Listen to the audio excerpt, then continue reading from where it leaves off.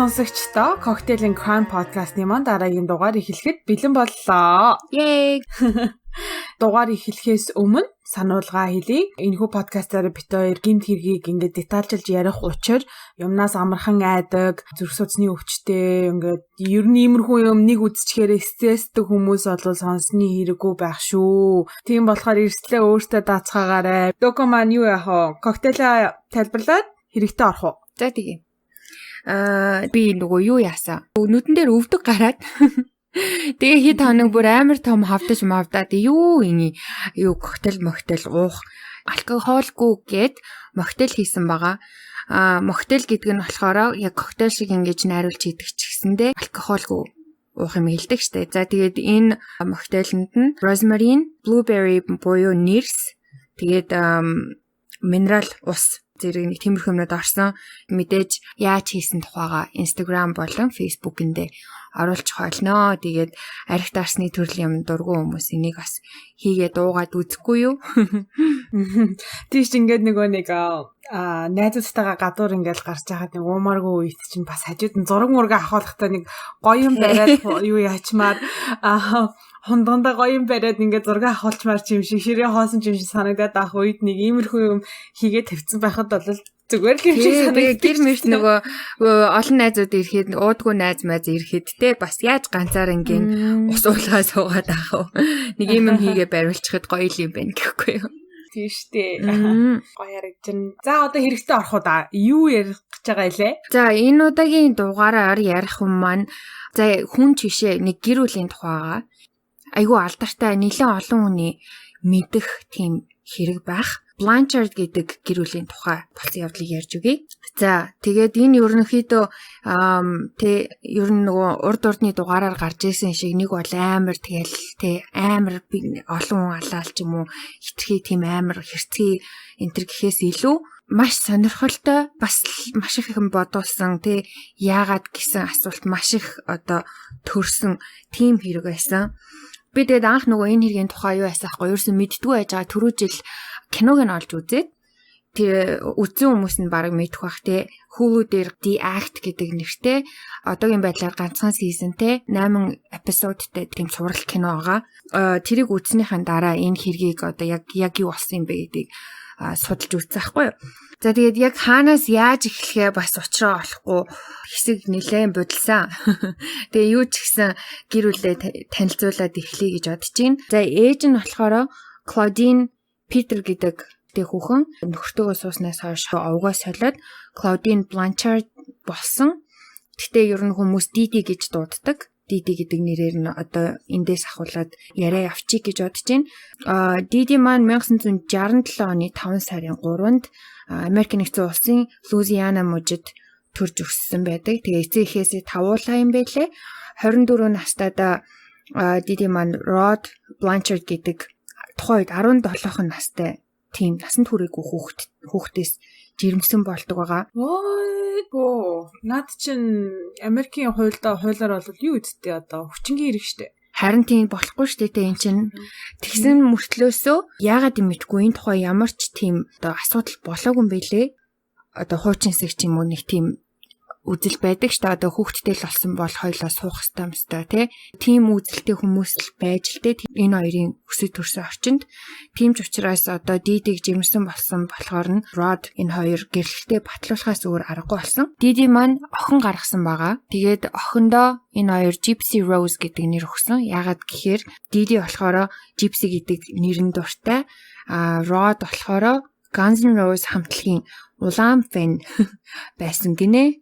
Тэгээд нийлүүлээд Gypsy Rose гэдэг нэрийг өгсөн юм байна л да. Харамсалтай нь зөвхөн хүүхдтэй болсон гэсэн шалтгаанаар би бинээ байтугай өөрсдийгөө ч таньж мдээгүй тийм жоох хүүхдүүд байсан. Ялангуяа Rod жоох хүүхд байсан. Тэгээд дээрэс нь бас бибидээ тийм ч хайртай биш байсан.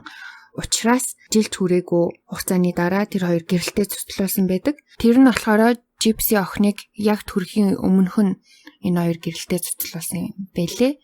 За тэгээд 1991 оны 7 сард тэдний охин Gypsy төрөөд тэгээд Didi нөхртөөгөө буцаж нийлэх гэж нэлээд хичээсэн боловч Rod угаасаа үгүй хоёрын дунд ямар ч хайр байхгүй учраас би одоо чамтай буцаж нийлэх ямар сонирхолгүй байна гэд Тэгээд Диди хүүхдээ аваад гэрийнхэнтэйгээ амьдрахаар явдаг. Диди хэсэг хугацаанд сувилагчийн туслах хийдэг байсан юм байна.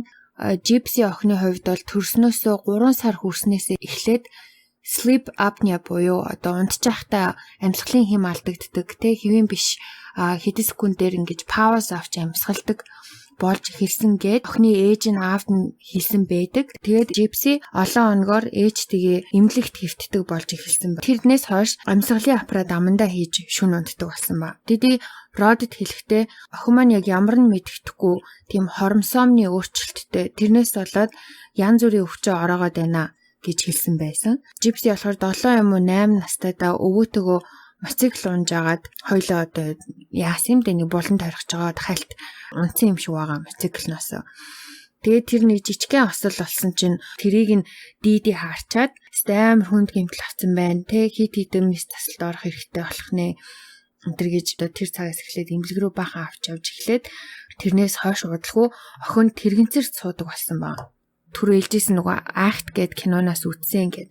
Тэр кинон дээр гарахтаа нөгөө trampoline дээр одоо нэг өсөрч тоглолдог тоглоом байдаг шүү дээ. Тэн дээр өсөрж агаад тэрнээсээ унж хөлөө хугалж агаагаар гардаг. Гэхдээ жинхэнэ амьдрал дээр өвөөтөг ойлоо моциклны осолд орж исэн юм байлээ. Тэгээ явж агаад 2 дугаар ангиас нь Gypsy-гийн өвчин нь хитрхи хүнд гээд ээж нь гэртээ сурахаар болоод охиныг сургуулиас нь гаргасан байдаг. Тэгээ хичнээн гэртэн сургана гэж гаргасан мөртлөөсөө Диди ерөөсөө Gypsy-д олигтой ерөөсөө юм заадаггүй байсан юм шиг байгаа. Яасан хэр Gypsy өөрөө сүлд хэлэхдээ би өөрөө Harry Potter-ийн ном уншсаар агаад тэгээ өөрөө одоо ингэж үсгэлдэг байсан ч юм уу жагаад өөрөө тэр Harry Potter-ийн номыг уншсаар агаад айгуу сайн уншиж сурсан. Тэрнээс биш надад ээж юусэн юм зааж өгөөгүй гэж хэлсэн байдаг. Тэрнээс төд удалгүй тэр хоёр Дидигийн аав болон хойд ээжинд нь хэсэг амьдардаг. Гэвч нэг шалтгааны улмаас тэр шалтгааныг би сүүлд ярина. Нэг шалтгааны улмаас Диди охиноо аваад Slidell гэдэг Louisiana мужийн нэг хот руу нөөж нийтийн байранд тэр хоёр хэсэг амьдарч эхэлдэг байгаа.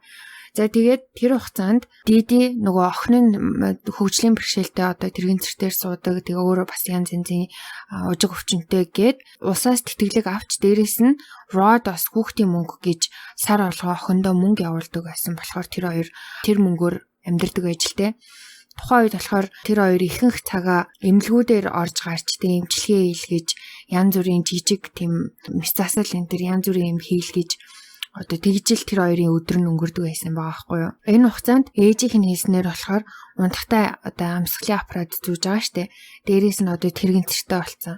Тэгээд хараа нь муу байсан гэж байгаа Gypsy-гийн. Чихэн ингээ байнга нөгөө өрөвсдөг байсан учраас гуур суулгасан баг. Дээрээс нь өөрөө хоолоо ингээ дамаараа идээд залхиад боловсруулж чадахгүй гэж үүдсэн болохоор feeding tube буюу одоо нөгөө хотоодонд нь шууд нөгөө нэг юм гуурс суулгачдаг штэ. Тэгээд тэрүүгээр нь ингэж хоолыг нөгдөг. Тим юм суулгуулсан байгаа. Бас үсийг нь хусч эхэлсэн ба. Яагаад тэгэхээр цусны хоорт авдартай болохоор хим эмчилгээ хийлгэхлээр угаас үс нь унаа штэ. Тэгээ угаасаа тэртээ тэргүй удахгүй унах үсийг тэгэж унтал нь хүлээгээд яах ингээд шууд халдлаа хийсэн байгаа байхгүй. Ээж нь эмчнэрт бас Gypsy-д сүүлийн хэдэн сар саа өвчний шинж тэмдэг илрээд байгаа тухай хэлдэг. Тэгээд тэрний дагуу эмчнэр саа өвчний эм бичиж өгсөн байна. Саа өвчний шинж тэмдэг гэхэр ч одоо янз бүр л ахaltaа. Гэтэ одоо хаяа ухаан алддаг байж болохын биеийн тал ч юм уу бүтэн мдэгөө болох ч юм уу хэл яриа өөрчлөгдөх эсвэл зүрх уушигны үйл ажиллагаа алдагдах гээд ер нь янз бүр өгдөн штэ. Тэгээд яг ямар шинж тэмдэг илэрсэн гэдгийг хэлснийг мэдэхгүй. Гэхдээ ямар ч байсан тэгж хэлээд саа өвчний эм ууж хэлсэн ба. Энэ хугацаанд бас нөгөө урдны хэлсэнчлэн хитэн жижиг олон тийм дуун зэргийн хагалгаануудад орсон байна. 2005 оны 8 сард Hurricane Katrina буюу нөгөө Katrina нөгөө хар салхи болсон шүү дээ. Бараг Америкт тухайн үед байсан хүн болон мэдж байгаа хаа нэлийн том юм хар салхи болсон. Тэгээд тэр хар салхины үеэр тэдний байр тэр салхинд өртөж үгүй болсон болохоор хэсэгтээ тэр хоёр нөгөө хар салхинд өртсөн хөгжлийн бэрхшээлтэй хүмүүсийг одоо төр байрлуулах тийм байранд байжгаад тэгээ Gypsy-гийн эмчийн зөвлөснөөр тэр хоёр буцаад төрлөх руугаа буцдаг. Ихэнх үедээ түрээсийн байранд тэр хоёр амьдарч агаад 2008 онд Habitat of Humanity гэдэг төрийн бус, ашигын бус тийм байгууллагын нэгэн том төслийн дагуу тэр хоёр маань өөрсдийн гэсэн хаустай болдог. Тэр нь бас тийм ч жижигхэн хаус бол биш. Бас нэлийн хөөрхөн том заяа. Дээрээс нь Gypsy-д зориулаад тэргийн цэртэй хүн орж гарах тийм замтай. Элчингийн суллахад зориулаад тийм бүр hot tub буюу бүр нөгөө jacuzzi энэ хүртэл хаусанд нь барьж өгсөн бэлээ. Манай хоёр чи гараад өгсөн маас тий. За тэгээ манай хоёрын одоо өнөөдрийн хүртэл туулж ирсэн тэгээ бүх зүйл одоо ядарсан ээж охин хоёр охин нь одоо төрөл бүрийн хүнд хүчтэй тий. Дээрээс нь ээж нь бүр охиндоо бүх амьдралаа өчтөө охиндоо зориулчихсан. Тэгээ ядчийл хар салхинд хамаг юм алдсан. Дээрээс нь дийди хүмүүс нөхрийнхэн тухай асуухаар аав нь гэж нэг архичин юм хар тамхинд донтцсон. Тэгээ намайг их амар хүчрхийлдэг байсан. Охиныхоо одоо ямар өвчтөөгч мэдхгүй, мэдхийг ч хүсдэггүй. Тэг хүүхдийн мөнгө ерөөсөө төлдөггүй.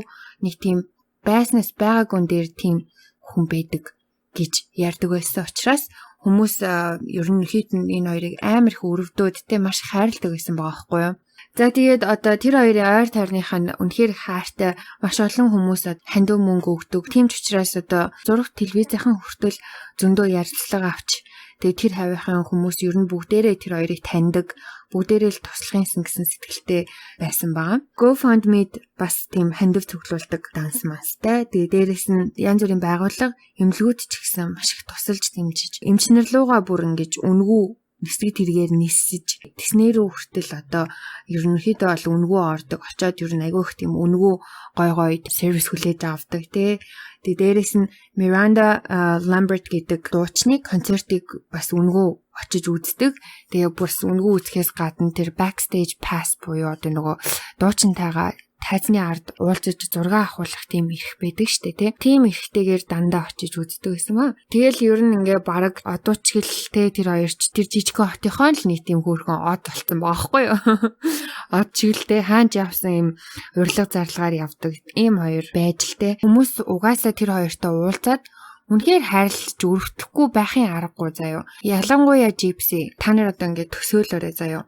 Ийм жижигхэн метр 50 см-ийн өндөртэй тэрэгэн цэртэй амандаа бараг шүдгүү. Яагаад шүдгүү болсон гэхээр бас л цусны хор тавдрын нөгөө хүчтэй эмнүүд уудаг байсан штэ. Дээрээс нь шүлсний булчирхааг авснаас болоод тэр шүднүүд нь ингээд сулраад дээрээс нь нөгөө тэр хүчтэй эмнүүдийн нөгөө аж нөлөөгөөр хамаг шүднүүд нь ингээд хорхоо идсэн юм шиг үүрээд ер нь угаасаа л авахаас өөр аргагүй болт. Тэгээд нэг том тийм зузаан нүдний шилтэй. Дээрээс нөгөө чихэндээ гуурстай толгой нь халзан тий ээж нь байнга хусдаг. Амар тийм жоохон хүчиг нарийнхаа тийм бараг киноны баатар бай юм уу гэмээр тийм хоолойтой. Хоол нь ямар байсныг би танарт нэг жижигхэн бичлэг сонсгож үзүүлье. I remember my mom had gave me this little glass house and she said one day this will be real. And now it finally is. За ингээ хоолой. За Gypsy юм. За тэгэнгүүт ээж нь болохоор байнга тийм охиныгоо халамжилсан тий. Угаасаа харахад ч гэсэн юм амар нүд дүүрэн бандгар охиныхоо дээр амьсгалынхаа хүчил төрөгчийн аппаратыг ингээ барьсан. Feeding tube хийсэн гэсэн ш нөгөө хоолны гуурс тэрнийхэн тэр сольдог юм янз бүрийн одоо юу ч гэдгийг тий тэр юмнууд ингээ барьсан. Тэгээ охиноо төрсөн ингээд хоёлаа ингээд инээд алдсан тий. Байнга ингээд тэрвэрлсэн, байнга гар нь хөтлөлцөн нэг юм хоёр хөөрхөн хүн байхад угаасаа үнэхээр хин ч хайрлахгүй аргагүй штэ. За ийм хоёр байжээ. За тэгээд хэдийгээр бусдын нүдэнд ийм сайхан ээж охин хоёр тэгээ хорвоогийн бүр хамаг зовлонг одоо хоёул нь үүрч яваа юм шиг тэгсэн мөртлөө мангар аз жаргалтай байгаагаар харагддаг гэсэн боловч дийди охиныгоо маш их контролддог. Тэгээд амар их тийм дарамтлагдаг байсан гинэ. Gypsy ээжээсээ олж ер нь ямар ч найзгүй. Тэг хуршайлын нэг үеийнх нь ганц охин байдаг байсан. Тэр тэднийдээ л нэг хаяа орж гардаг. Тэр нь л нэг хаяа гэрээр нь орж гардаг. Тэгсэн мөртлөө тэрнтэй бас ээж нь тэмч батн найзлуулдаггүй. Удаан ингэж хамт байлгадаггүй. Жохон байж байгаа л за одоо битээр инглиш хэлээ гэдэг хөөчдөг. Эхтэй үнтэй угаасаа ойлгомжтой хизээч найзлах байтугай эртөө өний бараач харж байгаагүй бах. Тэгээд одоо янз бүрийн тэр эмчийн үзлэг те ярилцлага энэ төр ер нь хүнтэй ярих болгонд л Gypsy-гийн өмнөөс нь ярьдаг. Тэгчний одоо Gypsy өөрөө хариулж болох асуулт байсан ч гэсэндээ одоо хичнээн хариулах чадвартай ч байсан гэсэн манай охин те өөрийгөө бүр жоохон хүүхэд гэж боддtiin маа одоо тархин бүр ингээд 7 настай хүүхдийн шиг ийм байгаа. Тэгээд тийм болохоор одоо энгийн хүн шиг бодож сэтгэж ярих чадваргүй учраас одоо би хариулъя гэж агаад өөрөө бүх юмыг ярьдаг байсан байхгүй. 18 насныхын төрсөн өдрөөр Жипсигийн аав нь залгаад төрсөн өдрийн минь түрэх гэсэн юм а гэд залхахт нь хүртэл дээдээ Жипсиг одоо 18 хүрчаа гэдгийг бити хэлээрээ өөрт нь өөрөө л 14 л гэж бодож байгаа шүү гэж хэлсэн байсан. Тэгээд аав нь энэ тухай бүр сүлд ярилцлаганд хэлсэн. Тэр их надад их сонин санагдсан гэд. Гэтэ яг тэ одоо нөгөө диди хавь орчны бүх хүнд л одоо тархин сайн боловсрог өөрийгөө жоох хүүхэд гэж бодож байгаа гэж яриад явж исэн болохоор бас аав нь бас нэг юм бодоогүй юм шиг байгаа. За тэгээ өмнө нь нөгөө аавыг нөгөө хүмүүс их муугар ярьдаг байсан гэж хэлсэн шүү дээ. Гэхдээ яг бодит байдал дээр болохоор аав нь Жипсиг төрснөөс нь ахуулаад хүүхдийн мөнгө гэж сар болгоо $1200 явуулдаг байсан ба. Тухайн үед болохоор аав нь угаас айл үжээ өөр хүнтэй суучихсан байсан. Тэгээд тэр хойд ээж нь бол айгүй бас сайхан хүн байж таарад тэр хоёр ер нь Жипситэй уулзах айгүй хүсэлтэй байдаг байсан. Боловч диди ингээд дандаа тэр болцсон цаг ч юм уу болцсон одоо тэдэнд уулзъя ингээд үрээд ирээрэй гэж хэлчихэд яг нөгөөх нь төхөөд ирэхээр ямар нэгэн шалтгаан хийлээд ерөөсөө уулзалтгүй дандаа хоошлуулчдаг байсан бай. Аав нь хар тамхичин байтугай юм тэр диди ярьсан шиг архичинч байгаагүй. Тэгэхээр одоо ингээс нь аавтай нь уулзуулдаггүй байсан байгаа хгүй. Тэгээ одоо бас нөгөө тэр хоёр байнга тэрвэрлдэл гар хөлөө барилцаа хийж идэг байсан гэсэн штэ. Тэр нь бүр үнэхээр байнга юм бэлээ.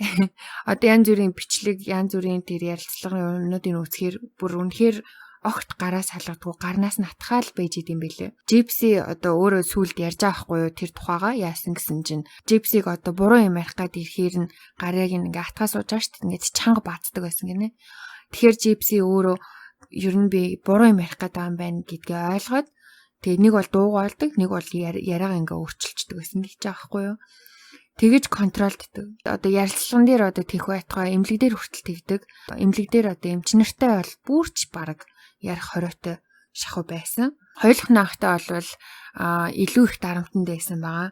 Ер нь үе үетэй алгадчихдаг, цогтөг. Тэгээ хувцсны үлгүүрээр ч ихсэн ер нь зодчдаг байсан.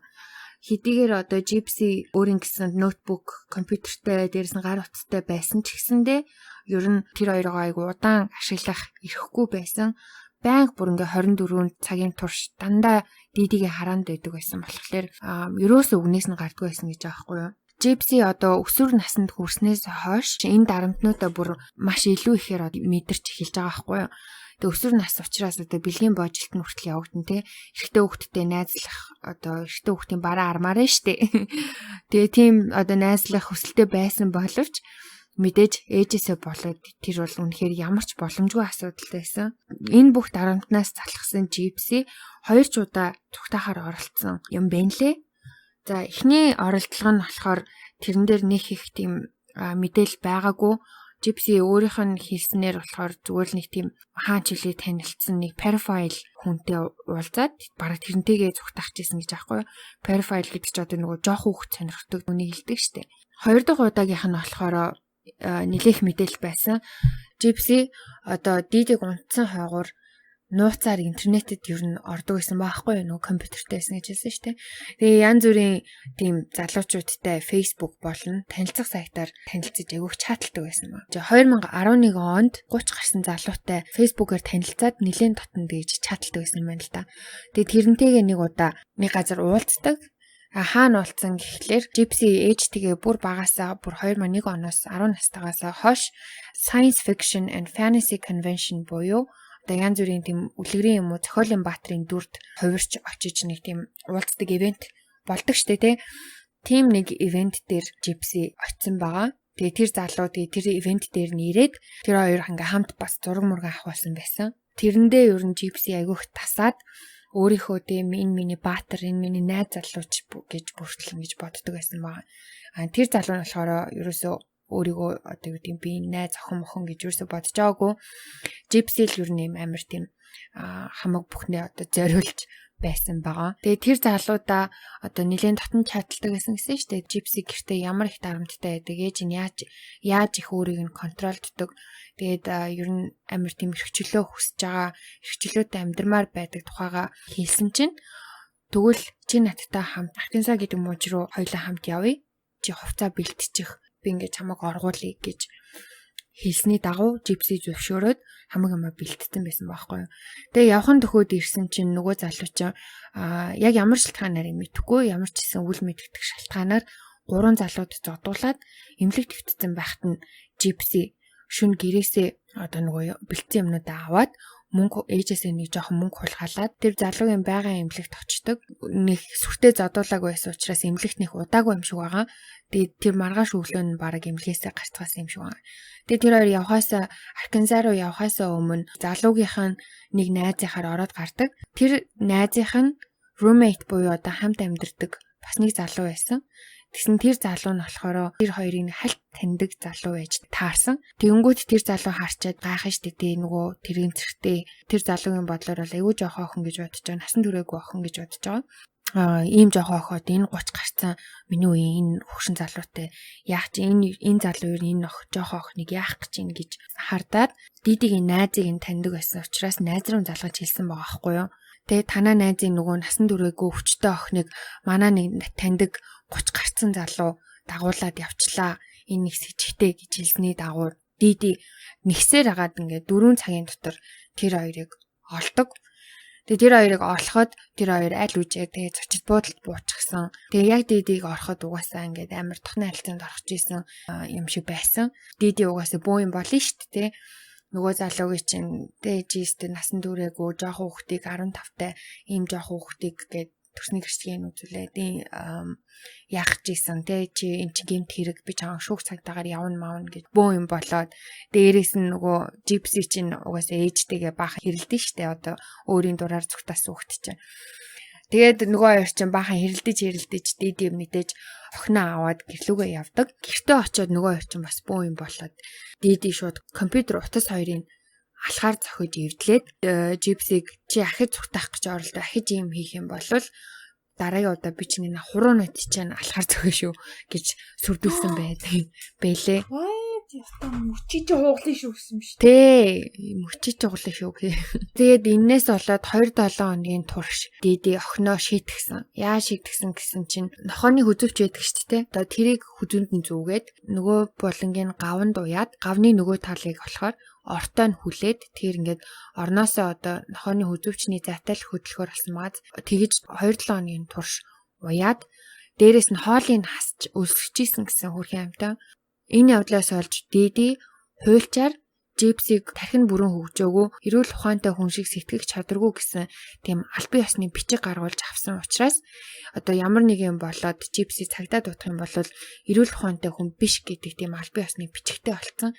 Тийм болохоор хинч итгэхээргүй болсон. За тэгээд явсаар агаад 2015 оны 6 сарын 14-ний өдрийн 3 цагийн үед нэг амар хачирхалтай постыг тэр хоёрын дундын Facebook аккаунт дээрээс найзууд нь уншдаг. Тэр постн дээр юу гэсэн байсан бэ гэхлээр статус бичсэн байсан. Тэр нь that bitch is dead гэсэн. Тэгэнгүүтээ нөгөө коммент хэсэгт нь хүмүүс болохоор үе юу болоод байна те юу вэ аккаунт хакерт болсон юм уу? Ингэж ярьж байгаа хичээс анхудаа сонсож ийн хизээч өстө сонсож байгаа юм байна те. Эсвэл нэг хүн бүр тойр одоо кино үзээд байгаа мó энэ төр гэж коммент хийсэн байсан. Тэгэнгүүт тэр комментийн хэсэг дээр ахаад тэр хоёрын аккаунтнаас би тэр бүдүүн гахаг хэрчээд хөөхөн хонгор охиныг нь хүрчинсэн. Тэр амар чанга орилж байсан. LOL гэсэн коммент бичигдсэн байсан. Тэгээ угаасаа тэрийг уншсан таньдаг хүмүүс нь те энэ хоёрт ямар нэг юм тохиолдсон байж магадгүй хичнээн хакерт болсон байж магадгүй ч гэсэндээ ер нь нэг шалгуулчийг хийж одоо ботсны үндсэн дээр цагдаа дуудлага өгсөн байгаа. За цагдаа очиод шалгасан чинь диди өрөөн дээрээ орон дээрээ доошоо харчихсан. Нуруунда хид удаа утгалуулсан. Тэгээд нас бараад хид хонсон байдалтай олцсон. Oh my god. Тэгээ Gypsy-гийн болохоор тэрэн гэртээ үлдсэн байсан боловч өөрөө байгаагүй учраас Gypsy-г хулгайлагдсан байна гэж үзсэн. Тэгээ 2 хоногийн дараа буюу 6 сарын 16-нд цагдаа нар хэвлэлийн баг хурал хийсэн байдаг. Тэр хэвлэлийн баг хурал эхлэхэд цагдаа орж ирээд шууд хамгийн эхлээд хэлэхтэй ингэж аахгүй. Бүгдд нь өглөөний мэнд хүргэе. Энэ хэрэг дуусаагүй. Яг одоогийн байдлаар мөрдөн байцаах шатандаа явж байгаа. За юуны төрөнд юм дандаа харагдаж байгаа шиг байдаггүй гэдгийг онцолж хэлмээр байна гэж тэр хэвлэлийн баг хурлыг нээж байгаа байхгүй юу. За тэгээ юу болсон гэсэн чинь Gypsy-г урд өдөр нь буюу 6 сарын 15-нд Wisconsin мужаас амьд мэнд олсон бөгөөд тэнд найз залуу болон тэр найз залуугийнхаа гэр бүлтэй байж исэн. За юу залуу хаанаас яагаад гараад ирвэ? Юу найз залуу вэ гэсэн чинь компьютер эвдлүүлснээс хойш нөгөөх чи ээжийнхээ компьютероор нууцаар шүн унцсан агуур нь интернет ордог байж агаад 2012 онд Кристийн шүтлэгтэй хүмүүсийн танилцдаг тийм вебсайтаар Nicholas Godichon гэдэг өөрийнхөө үеийн тийм залуутай танилцаад одоо хүртэл гэхээр одоо 3 жилийн турш онлайнаар энэ хоёр үерхдэг тийм харилцаатай байсан баг. Nicholas Godichon гэдэг залуугийн тухай товч танилцуулахад Wisconsin мужид амьдардаг. Ер нь бол сэтгцэн эрүүл биш. Сэтгцэн эрүүл мэнд асуудалтай. Ээж нь болохоор тэрийг сүүлд цагдаа нарт мэдүүлэх өгж явахдаа аутизмтай гэж хэлсэн. Дээрээс нь цагдаад бүртгэлтэй. Яагаад бүртгэлтэй гэсэн чинь Макдоналдс нэг удаа том үний кино буюу порно кино үзээд тэгээ өөрийгөө ингээ оролтоо сууж байгаа баригдсан байна. Тэр чинь одоо олон нийтийн газар тэгж болохгүй штэ. Тэгээ баримтлагдах үед бид нэгжлэг хийхэд бидээ тийм том хутга явж исэн илэрсэн. Дээрээс нь одоо multiple personality disorder гэж яддаг штэ. Split гэдэг нэг кино айгу одоо лайдсан те сайхан. Тэрэн дээр гардаг шиг одоо нөгөө энэ тухай мэддэг хүмүүс мэдж авах, мэдгүй хүмүүст тайлбарлах гэж хийчээ. Одоо жишээ нь би одоо ингээд Доко гэдэг хүн байхад шал өөр нэртэй Дулмаа гэдэг нэртэй хүн миний бие дотор бас зэрэг оршдог. Тэгээд Дулмаа ингэж миний биед орж ирэхлээрээ шал өөр одоо юм биеийн хилэмж нь өөрчлөгдөнө. Тэгээ яриа нь өөрчлөгдөнө. Тэгээ тэр нь одоо өөр хүүсний хүн бас байж болдог. Тэгээ бас хүүхэд байж болдог, хөгшин хүн байж болдог юм. Юу шиг юм биш үү? Бодоод байхны одоо бөө удган орж ирдэ штэ. Нөгөө сахиус нь яг тэрэн шиг гэхдээ ийм юу биш. Одоо сахиус махиус биш, зүгээр ийм юуны тархины өөрчлөлтөөс болоод тийм юутэй өвчтэй болсон гэх юм уу? Харин тийм тий. Тэгээ тийм хүмүүс нөгөө яагаад тийм өвчтэй болсон гэхлээр багадан тохиолдсон trauma тий, багадан тохиолдсон нэг тийм гинтийн аимшигт явдлаас болоод өөрийгөө одоо хамгаалах механизм болгож нэг тийм өөр хүмүүс өөр характер ингэж орж ирдэг болсон гэж ярьдаг те. Гэхдээ тэр одоо яг яаж ажилтгийг мэдэхгүй ямар ч байсан дийлийнхэн тэгж ярьдсан билээ. Тэгэнгүүт Gypsy одоо тэр Nicholas-ийн тэр янзын одоо тэр хүн характертай хүмүүст нь зориулаад бас одоо дуур амьлаар хичнээн Gypsy өөрөө ийм өвчнгүү ч гэсэндээ дуур амьлаар тэр болгонд нь найз охин нь болдог байсан байгаа байхгүй юу. Тэр болгонд нь зориулж ийм өөр дүрийг бүтээж ингэж энэ хоёр ингэж янз янзаар тоглодог байсан баа. Тэр нь ямар дүр байсан гэсэн чинь нэгдүгээрт Kerry гэдэг нэртэй тийм жоохон охин байгаа.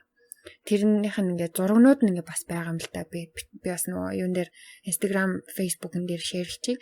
Kerry гэдэг тэр жоохон охин нь бамбрууш барьсан ийм хар парик зүтсэн ийм амар тийм жоохон хөвчиг ийм ямар ч гимгүү цараймаараа гаргацсан нэг тийм зураг. За хоёрдугаарх нь болохоор Candy гэдэг нэртэй тийм өөртөө хэлэхдээ slut side гэж аахгүй нэг тийм мангар айлгүй хүүхэн шиг тий.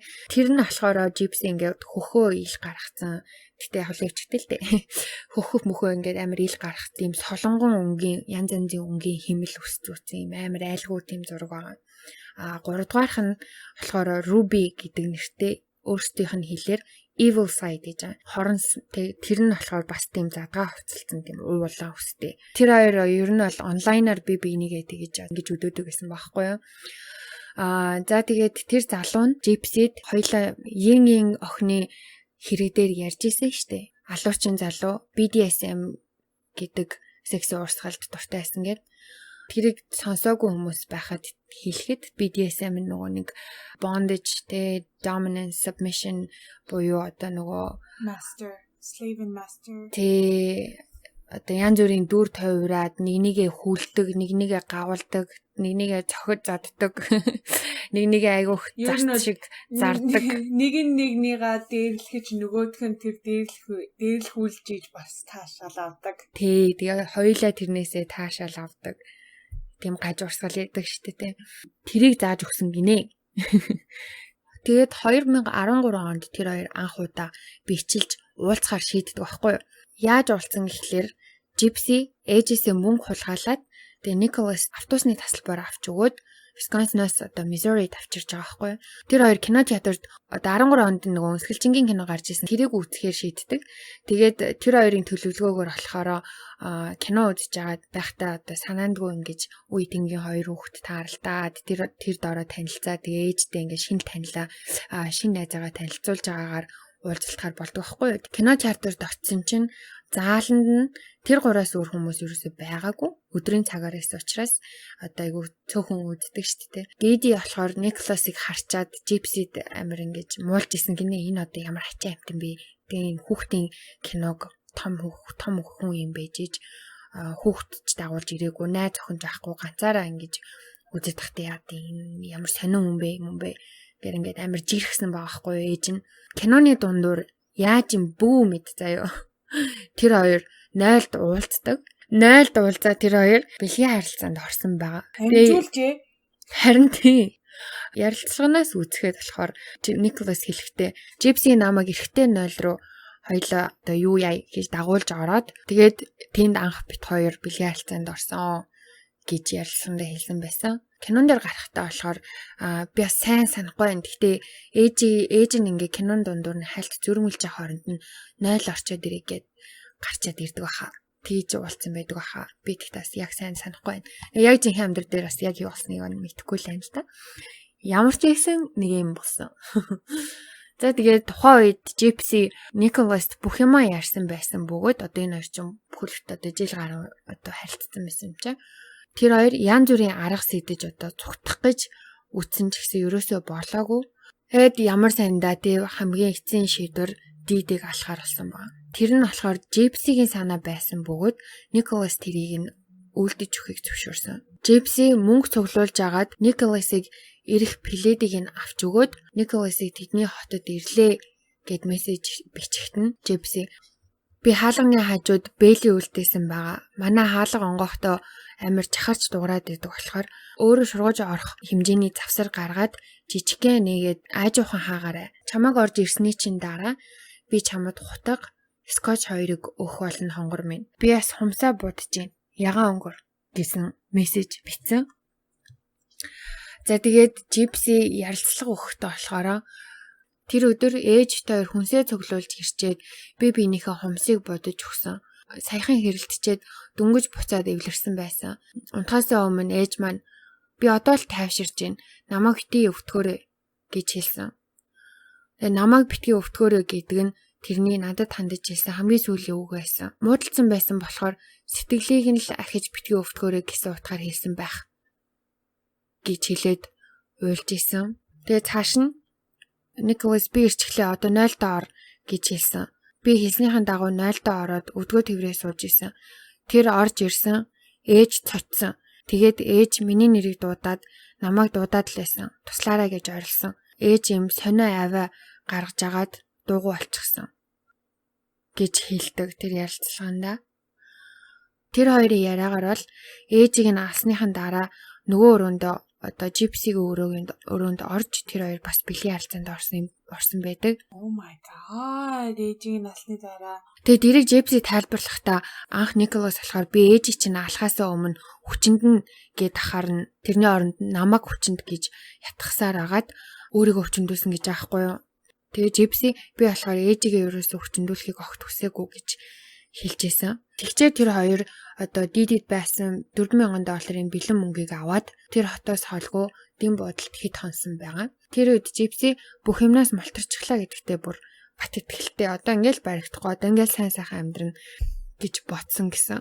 За тэгээ буудалд хэд хон хоорондоо одоо дараа нь яах вэ хайчих уу гэдгээ шийдчихсэн байгаа байхгүй. Тэгээ буудалд хэд хончоод Николасын гэрд буюу Висконсин мужид руу хоёлаа автобусанд суугаад явсан. Бас болоогүй заяа тэр хоёр чинь дидигийнхээс гарахаас өмнө одоо бидээ авч явж байгаад янз бүрийн болоод баригчиж магадгүй гэж үтсэн үү яасан те. Очиж байгаад ямар ч байсан учрыг нь олъё гэд дидиг хутгалсан хутга.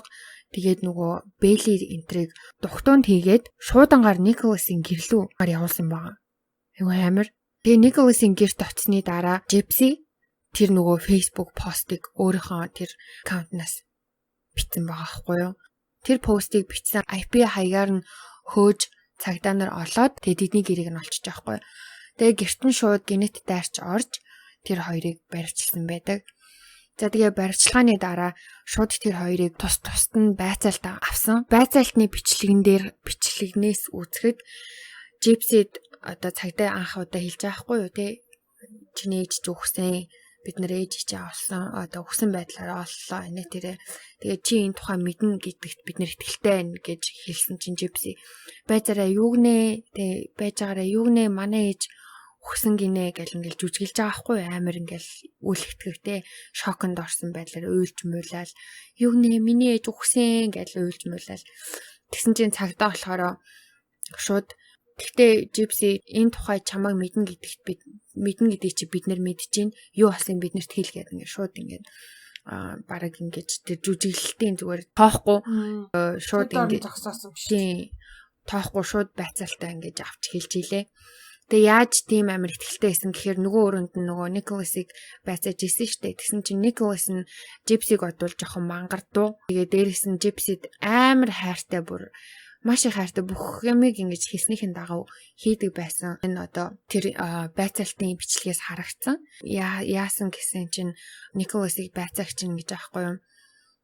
Бид нэр те Gypsy биднэрт бүх үннээ хэлчихсэн. Одоо чиний ээлж чи Gypsy-д хайртай юм бол чи бүх үннээ хэл гэсэн чинь өөрөө хөрхийн амтаа хамаг үннээ хэлжтэй. Бүр бүх үннээ хэлсэн. Тийм учраас тэр цагдаа нар айгу Gypsy-г холбоотой гэдэгт нь бат мэдчихсэн учраас тэгэж амар шууд ингэж байцаалт хэлсэн байт юм байлээ. Gypsy-гийн мөрдөн байцаалтын үед энэ бүх хэрэг маш тийм огцом шал өөртөөшөө иргэсэн. Яагаад гэвэл Gypsy гэмт хэрэгтэн гэхээс илүү өөрөө гэмт хэргийн маш том хохирогч болохыг цагдаа нар олж мэдсэн. Яагаад тэгэхээр нэгдүгээр дидигийн цогцыг олоход Gypsy нөгөө тэрэгцээ хаягдсан байсан гэсэн шүү дээ тий. Тэгээ энэ бүх хугацаанд Gypsy юу ч болоогүй юм шиг эв эрүүл хүн шиг ингээд хоёр үлээрээ алхаж ийсэн заяа. Яагаад тэр тэрэгцээр байсан гэсэн чинь ээж нь ямар ч шалтгаангүй байхад дөнгөж нэг жижигхэн тэр өвдгөн шалбараад өнгөрөхөд өвдгийг гөвөөл охиноо гүйлгэх одоо буцаа тоглох гээд явуулах юмн дээр одоо шууд имлэг рүү барьжгүйгээл бөө юм болсон шүү дээ тий. Тэгсэн тэр нь ямар ч шаардлагагүй байхад тэр ээж нь зохиомлоор өвчтөө гэж тэрэгцэр дээрээс буулахгүй байхыг тэр ослыг далимдуулаад шаардаж эхэлсэн байгаа Gypsy-гээс. Тэгээ чи одоо энэ тэрэгцэр дээр ингэ суух хэвээр энэ дээрээс бууж болохгүй, алхаж болохгүй, гүйж болохгүй гэх.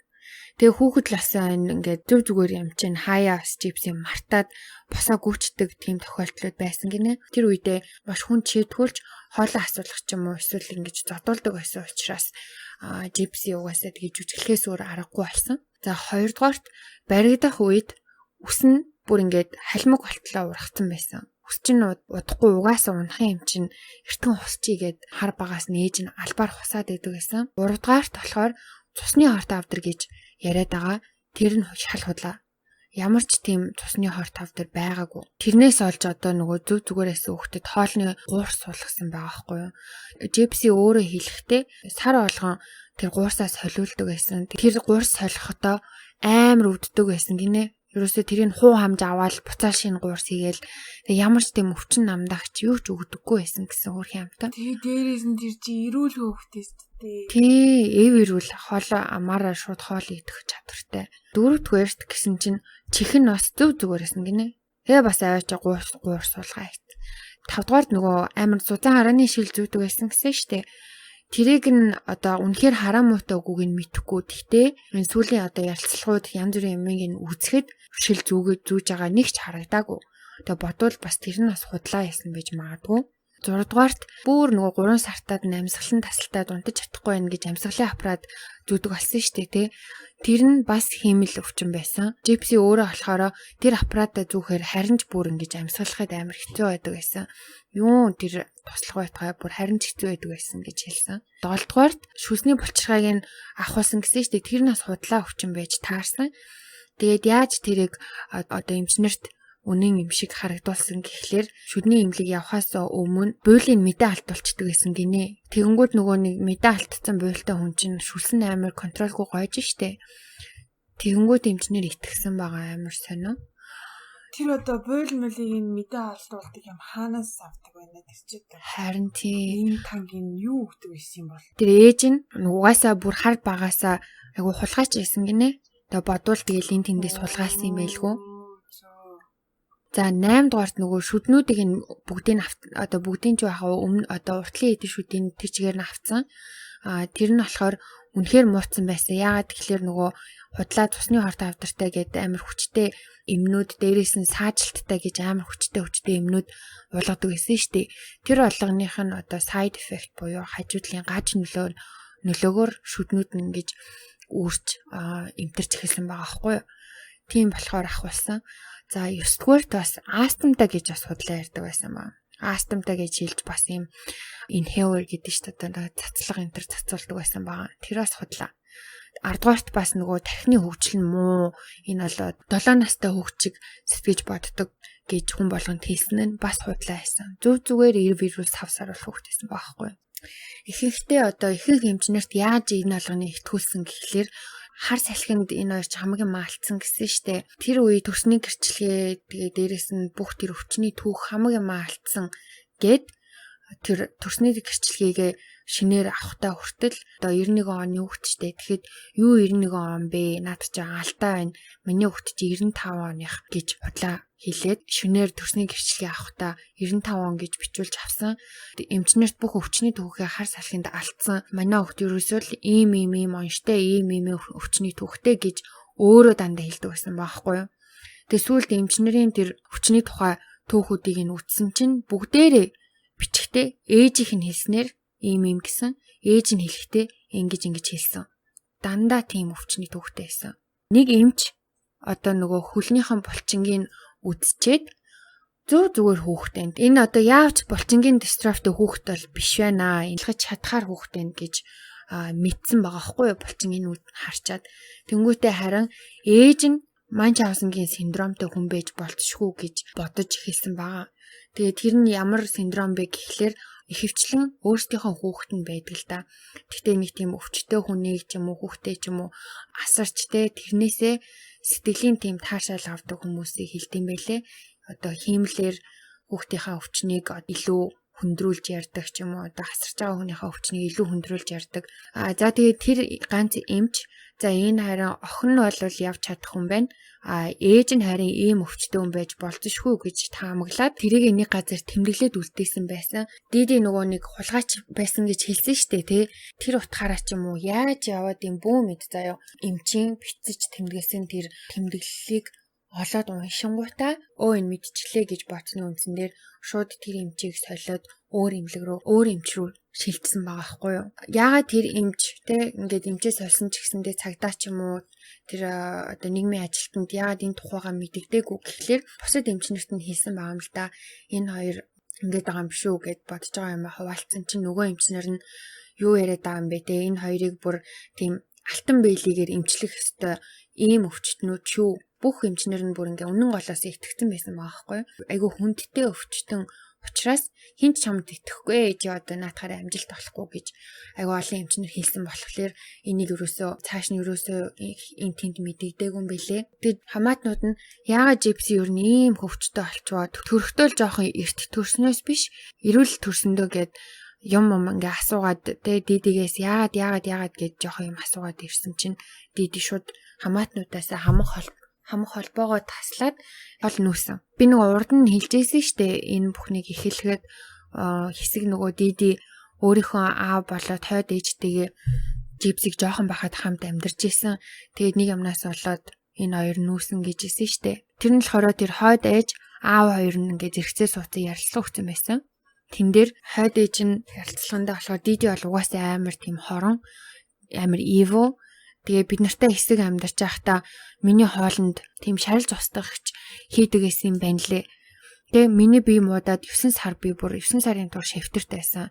Тэгээ Дидиг нүүсний дараа зүгээр алчихсан. Тэгээ бие нь муудаад ирэнгүүт нөгөөх чи угаасаа Дидиг шууд асуусан байгаа байхгүй юу? Хөөе чи одоо миний хоолнд хор игээд байгаа маа шин те. Тэгээд дээрэс нь тэр гэрт одоо нөгөө нэг жипсиг айгуу тэгэж муу харлаа, үл хайхарлаа энэ гэсэн янз бүрийн тийм хэрүүл гараад тэгээд ер нь Диди тэндээс нүүхэр болсон юм байлээ.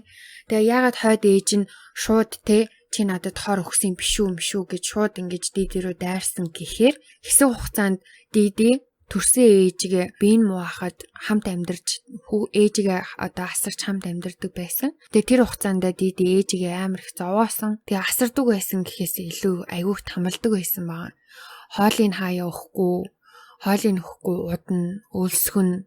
Тэгээ нөгөө айгу хөвшин настай биеийн муу хүн байсан учраас юм нөгөө том хүний пампер шиг юм зүүдэг байсан юм байна л да. Тэр юм сольж цэвэрлж өгөхгүй амар удна. Тэгэл амар муухай бааш ястай ингээ удаан хугацаагаар ингээд хайчдаг тий. Туслахгүй. Тэгээд Диди туслаарай гэдэг ингээд дуудаж муудаад энтэнд ойчаад ч юм уу туслахт нь ерөөсө тоож муудгүй амар удаж модчиж очиж мочдөг. Ер нь л айгуу тийм зөвүүн ээжигээ тэгдэг байсан гинэ. Хамаатнууд нь тэгээ бүр Дидиг бараг ээжигээ алсан байж магадгүй гэж ярьдаг. Хамаатнууд нь бүгдээрээ Дидид маш дургу. Одоо тэд нэр хоорондоо л ярьдаг байсан байгаа байхгүй юу? Энэ Диди одоо ээжигээ хор өгсөөр байгаа алчлаа гэж. Тэгсэн тийм болоод Дидигийн хойд ээж нь айгу өөртөө ихтгэлтэйгэр чи надад хор өгöd байгаа мó гэж ингэж дайрсан байгаа байхгүй юу? Дидиг нас орсны дараа цогцыг нь чандралсан. Чандрыг нь яах вэ гэдэг асуудал гарч ирж штэ. Тэгсэн чинь гэрийнх нь ерөөсөө хамаатнаас хадаг бүгдээрээ би л авахгүй надад л авмаагүй гэд ерөөсөө хинч тоогоогүй гинэ. Тэгсэн чинь төрсөн их чинь илүү дүүн надаа 0 руу урсгачаа гэж хэлсэн. Дидигийн аав нь хойд ээж хоёр нь нийлж байгаа үнэхээр 0 руу урсгацсан байгаа. Тийм үү? Oh my god. Тэгэхээр угаасаа Диди бүр хамаатай ойр тойрныхоо тэр хүмүүст бүр үнэхээр бүр ингээ үзий ядагдсан хүн байсан байгаа байхгүй юу? Үнэхээр дургу ээжээ. Үнэ хүмүүс бүр жигссэн байна тэр үгүй. Бүх хамаатных нь ярьж байгаа ярьлаа өгж байгаа бүхэл хамаатных нь өө Диди чи угаасаа хүртэх ёстой хүртсэн. Тэр угаасаа навш байсан. Тэр угаасаа амар тийм хорон байсан. Evil байсан гэж ярьж байгаа жилээ. Тэгээ Диди хулгай хийдэг байсан гэсэн штэ. Дээрээс нь бас ээжгээ тийм хуурамч чек бичдэг байсан. Тэгээ тэрнээсээ олж бас хэд удаа баривчлагдчихсэн. Нэрээ ч гэсэн хэд удаа өөрчилж исэн байдаг. Сонсоход ижилхэн ч гэсэндээ янз янзын тийм илүү өсөг энэ тэнд нь оруулж ингэж янз янзын нэртэй хуурамч нэрнүүдтэй юм бэлээ. Одоо жишээ нь Blanchard гэдэг овг нь хүртэл анх Blanchard гэдэг D үсгээр дуустдаг байхад Blanchard болгож бас И үсэг нэмж мэмэд ч юм уу те гэх мэт ингэж янз бүрийн үсэг энэ тэнд нь те залгаж ингэж одоо яадаг ч гэсэн юм юмнаас болтдог байсан баахгүй. Энэ хүртэл ингэж сонсчоод хүн болгон бодож байгаа хэрэг яагаад нэг ч гэсэн хүн ингэж энийг ерөөсөө олж хараагүй юм бол те яагаад нэг ч гэсэн хүн ингэж гомдол гаргаагүй юм бол гэсэн чинь нэг зүйл болсон юм бэлээ уг нь. 2009 онд тийм нэрээ нууцлсан хүн цагдаад гомдол мэдүүлсэн байсан. Тэр нь болохоор Диди одоо энэ тэнд өөр төрсөн өдөр тэгээд өөрөөр нэрнүүд ашиглаад байна. Өөрөө ч тэр охин нь ч тэр хоёулаа юм өөр онсаар өдөр өөрөөр нэртэйгээр ингээд яваад байна. Тэгээд охин нь өөрийнх нь хэлж байгаа шиг тийм ч амар тийм хүнд өвчтэй биш юм шиг санагдаад байна. Давслаад хүн хуураад янз бүрийн тэндээс юм тэтгэмж тэтгэлэг аваад ах шиг байна гэж гомсны дагуу цагдаа нар Дидигийн гэрт нь очдөг байхгүй юу. Тэгсэн чинь Диди өөрөө хаалгаа тайлаад тэгээд энэ тухай ингээд ярьсан чинь өө тийм ээ энэ бол үнэн. Яагаад тэгэхээр би одоо экс нөхрийгөө өмнөх нөхрийгөө төөрүүлэх гэж ингэдэм юм аа. Тэ би өмнөх нөхрөөсөө ер нь цугтааж амьдардаг. Миний өмнөх нөхөр маань амар дарамтлагдаг. Би айгүй их тийм дарамтанд байдаг байсан. Тэгээ тэрнээс нуугдаж цугтаах гэсэндээ ингэдэм юм аа. Дандаа ингэж өмнөдөө ингэ сольж интэнд ингэж явдгаа. Тэгэж тайлбарладаг. Тэгээ нөө цагдаа нугасаа ингээд жипсийг харангуут угаасаа хөөр хиймэн жижигхэн амтан тэр хүс мүс нь халзан баахан тюб мөв суулгацсан тий. Тэр хинцэр дээр суудсан байгаа амтан тэгэнгүүт ямар ч хүн харсан энэ бол хүн төвчтэй хүн байна гэж бодно штэ. Тэгэж бодсон болохоор тэд нэр Дидигийн үгэнд итгээд тэр гомдлыг хэрэгсэхгүй болгосон юм бэлээ. Цагдаа нарын ажлаа бас сайн хийж чадаагүй нэг зүйл нь экс нөхрийгөө одоо ингэж гомдлсон байгаа шүү дээ. Манай тэр юм болохоор ингэж байна. Тэр экс нөхрөөс очиж ямар ч мэдүүлэг аваагүй. Хэрвээ Род дээр очиод энэ үнэн үү гэдгсэн бол тэгээ юу тэр үний хэлж байгаа шиг архичин тийм хар тамхичин биш. Өөрөө дахиад сайхан гэр бүлтэй болсон. Тэгээ охинтойгоо холбоо тогтоох гэж амар их хүчээдэг. Сар болгон охиндоо мөнгө явуулдаг ийм хүн байгаа шүү дээ. Тэнгүүд уул нь ингээд асуудал өрнөх байсан байгаа байхгүй юу? Тэгээ даанч цагдаа нар бас ажиллаа дутуу хийснээс болж энэ ингээд энэ хэрэгсэхгүй болсон. Диди тэр хүмүүсийн нэг юм одоо нэгүүлсэнгүй энэрэнгүй сэтгэлийг байдаг гэдгийг мэддэг. Тэгээ тэрийг яаж ингэж тархитгаа мэддэг байсан хүн юм шиг сонсогдож байна. Ястаа нөгөө хин байсан биш. Master manipulator, ястаа master lover чин толгой эргүүлэгч чадварлагаар хүнийг удирдах чаддаг тийм гар исэн байна. Манай экс ерөнхийлөгч гэж. My name is Elvira. Тэгээд анх одоо Дидигийн үхлийн талаар мэдээ цацагдахад хүмүүс Gypsy амьд олтлоо ингээд найз залуутайгаа хоёлаа ингээд органжсэн оллоо моллоо гэж мэдээ гарч байгаа шүү дээ. Тэр үед Gypsy-г амар үзээ ядцгааж ийсэн. Угаасаа ойлгомжтой шүү дээ. Ээжийг хаалцсан тий нэг залуу дагцсан сайхангаар явж исэн. Энэ бүх энэ Gypsy-гийн яриа мараа бүгдээрээ ил гарсны дараа хүн болгон бүр ингээд энэ тухай дээр бүр яаж хүлээж авахаа мэдэхгүй бүгдээрээ ингээд юм сонирн байдалд орчиж байгаа байхгүй юу? Одоо би ч гэсэн одоо мэдгүй Gypsy-г буруутгах хэцүү, буруутгахгүй байх хэцүү тий айгүй сонин. Ерөөсөө урд нь сонсож байгаагүй юм айгүй юу гэвэл юр усын хэрэг байгааз. Gypsy-гийн шүүх хурал болохоор 2015 оны 7 сард болоод Gypsy 10 жил хорих ял авдаг. Тэгээд Nicholas-ийн шүүх хурал болохоор бөө юм болсон байгаамаа. Тэр чи ирүүл үгүй тэгээд л одоо Nicholas өөрөө дурандаа хийсэн үгүй Gypsy хий гэсэн гэл одоо бөө юм болж бүр хаа исэн 2019 оны 2 сард эцсийн байдлаар буруутай гэж шийдвэр гарч Nicholas-ыг насаар нь хорих ял өгдөг. Gypsy одоо шоронд орсноос хойш хүмүүс ер нь турын штэ одоо шорон боронд ороод царай алддаг штэ. Гэтэл Gypsy бүр шоронд орсноос хойш бүр ус мөс нь ургаад жин нэмээд царай ороод тэр нөгөө хоолныхан гуурс муурсыг ахуулаад тэр нь идгээд хөөрхөн болцсон байгаа. Харин ганц өөрчлөгдөөгүй юм нөгөө нэг амар сони итгээд тэр хүүхчиг тийм нарийнхан хоолоо нь харин жинхнээс ийсэн юм билий. Үнэхээр тийм хоолойтой. Gypsy өөрөө ингэж хэлж байгаа хгүй юу?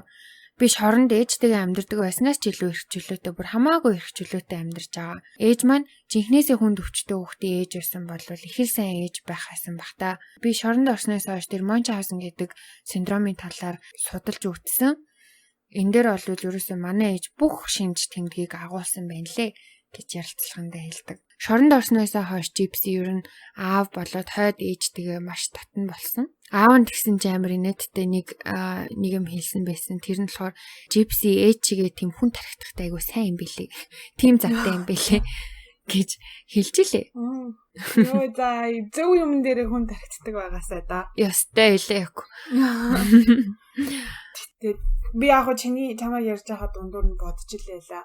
Хичнээн энэ охин ингээд ер нь бол өөрийнхөө эрх чөлөөг олж авах гад ийм юм хийсэн ч гэсэндээ баг багтаа энэ үдсэн хүчирхийллээс ер нь үүдээд ирээдүйд юм гарч ирэх болов гэж би бас жоохон имэж байна. Харин тийм те. За тэгээд угаасаа энэ хэрэг угаасаа амар алдартай хэрэг гэж ярьж ирсэн шүү дээ. Тэгээд хоёр ч том хэмжээний одоо кино байгаа. Нэг нь болохоор баримтат кино, documentary 2017 онд HBO-гийн хийжсэн Mommy, Dad and Dearest гэдэг нэртэй баримтат кино байгаа. Тэр бол YouTube дээр бүрээ хэрэг байлаа та нар үзээрэй. Дээрээс нь одоо сая түрүүний хэлжсэн 2019 онд гарсан Hulu-гийн хийсэн The Act гэдэг TV шоу байгаа тий. Жүжиглэлт гэдэг кино. За тэрий чи үзээ ээж би үзээгүй байгаа тэр Act-ийг бол үзээ. Оо тийм үү. Тий. Хүүшээ үзээч. Үзсэн тэгж байгаа үзээ. Үгүй тэр гол дүрийнх нь охиныг би өөр кинонд харчаад царай намир сонин санагдаад байдаг. Тэр тэгтээ үнэхээр тэр нөгөө жүжигчин сонголт тэр жүжигчдийн уур чадвар бол ёо мундаг байлаа. Бүр яг адилхан байл. Яг адилхан байж чадчихлээ. Үзэх юмтай боллоо доо. гоё үзчихэд яриарэ гэхгүй хэлээрээ сэтгэлээ хуваалцаарэ. Үзсэн хүмүүс байвал комент хийчээрэй гэж. Харин тий.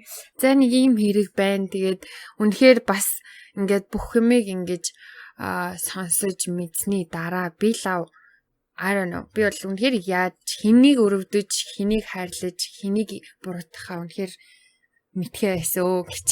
Харин тийм сонин сонсоод чинь. Жипсигийн буруу юу, дидигийн буруу юу гэж тэгж байгаа штэ. Яг ойлгомжтой ээжээгаа ингээд алуулсан гэдэг чинь бол үнэхээр уучлж болошгүй хэрэгтэй. Гэхдээ бас тэр шийдвэрийг гаргахад одоо ганц түлхсэн хүн нь бол диди өөрөө штэ. Яг муухай сонсогдож магадгүй. Гэхдээ ингээд нэг ботхоор юу л өөдөө хайсан ч бол өөрийн толгой дээр буцсан юм шиг санагдаад ах юм. Мэдгүй бас амар адаргаатай хэрэг байна. Энэ ахаас авах сургамж гэх юм бол одоо юу гэж миний хувьд гэх юм бол ойр тойрныхоогоо ер нь анзаарч агаарэ гэж хэлмээрэн. Урд нь дандаа ингээл ер нь хүчирхийллийн тухай ярьдаг. Энэ асал нэг хүчирхийллээс юу те нэг хувилбар. Миний бодлоор бас хин жипсигийн аав бас илүү юм хийх ёстой байсан гэж би л бодож байна. Хоёрдугаарт болохоор би зүгээр эмчнэрийг бас эмчнэр тэр одоо засгийн байгууллагад ажиллаж исэн хүмүүсийг ер нь ажлаа амар хойр хийсэн гэж бодож байна. Хэлээ. Тэр бол угаасаа ярих юм байхгүй. Тэгээд яагаараа тэр оншин зөрөөд тахад хүртэл тэгээд ээжийнх нь шаардсанаар тэгээд юм бичиж өгөөд идэв. Би бас ойлгохгүй л энэ уул нь Америкийн эмнэлгүүд чинь тэрэндээ их л сайн да. Тэгээ Монголд байдаг шиг зүгээр аптек руу ороод ийм юм авъя, тийм юм авъя гэж эмчээж авч болтгүй шүү дээ. Дандаа prescription, дандаа эмчийн бичгээр авдаг. Тэр болгоныг яаж тэгэхээр л ер нь дидигийн хүнийг яаж тархитдаг байсан, яаж аргыг олдог байсан маш тодорхой болж байгаа байхгүй. Үнэхээр аимшигтай. За нэг ийм хэрэг байна. Тэгээд бүгдээрээ дүн шинжилгээгээд доор үзэл бодлоо сайхан бичцгээгээрээ манайхаа ойрд амар гоё зөндөө олноороо комент хийдэг болсон тий. Тэрэнд нь амар баяртай байгаа. Баярлалаа бүгдээрэнд нь. Одоо нөгөө энэ хэрэг дээр чинь бас одоо хүүхдийн хүчирхийлэл гэдэг юм нэг төрлөөр гарч ирсэн шүү дээ. Тэрнтэй холбогдуулаад нэг ганц юм гялс хэлчихье гэж бодож байна. Сая нөгөө Монголд 9 настай хүүхэд хойд эцэгтэй задуулаад нас орсон нэг тийм харамсалтай хэрэг боллоо. Тэрүүгээр сошиал ертөнцөөр харин азуулж овоо шуугцгааж ах шиг байна. Гэхдээ энэ хэргийг одоо угсаал манайхан чинь нэг 2 өдөр шуураад мартчихдээм дөө те. Харин нөгөө миний харж байгаагаар ганж авхлан энийг айгуу тэр ажил хэрэг болгоод тэг хүмүүстэй уулзалт хийгээд яах вэ хүү гэд гарц гаргалгаа хайгаад гүгээд тах шиг байлээ. Тэрэнд нь бүр би бол амар баяртай байна. Маш их дэмжиж байгаа. Тэгээд энэ тэнд олж байгаа тэр нөгөө хүн бай гэж бас хөдөлгөөн өрнүүлсэн байсан. Тэрэнд нь та хэд маань бас tej хатгаараа оролцоорой. Жисээр ганж авхлангийн хэлэхэд нэг юм санаанд очлаа. Бас нөгөө нэг юу яцсан бэ хүүхдийн хүчирхийллийн эсрэг нөгөө сүүдэр бүү тосго гэд бас нэг хөдөлгөөн гарцсан байсан. Тэрийг манайхан бас нэгдээд сонирхоод үзээрэй. За тэгээд одоо нөгөө хилдэг юмнуудаа л хэлгээд л байна л да. Хөршүүдээ сайн таньж мэдтгээ нэгээ дандаа хөө хай гэж явцгаая. Одоо нөгөө энэ миний хэрэг биш гэ 2 хүн алдчихж байхад нэг алж байхад харсаар яаж байгаад нэгийг алуулцдаг штэ. Тийм байхаа одоо болох цаг болсон. Ерөөсөө энэ балаа хүний энэ хөрөг тэ монголчууд яаж одоо сая нөгөө хин блэ санжаа илүү нэг залуу нэг яасан ч юм дэ бөө юм болоо сошиалар бүр хитэн чоног шуурав.